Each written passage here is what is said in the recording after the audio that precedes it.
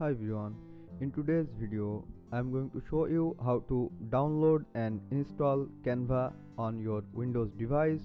For this, go to Start, then go to Microsoft Store. This is a trusted site for original legal app. Now in the search bar, search for Canva.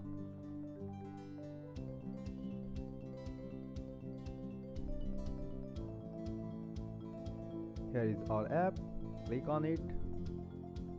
Before installing, please make sure you have the right requirements.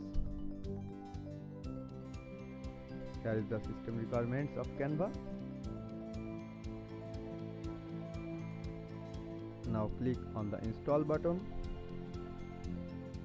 I am skipping the downloading part.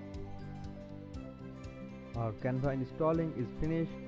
Now what we have to do is go to Start again, then right click on Canva, click More.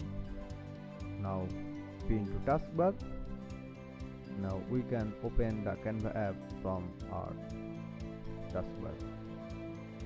So that's it guys.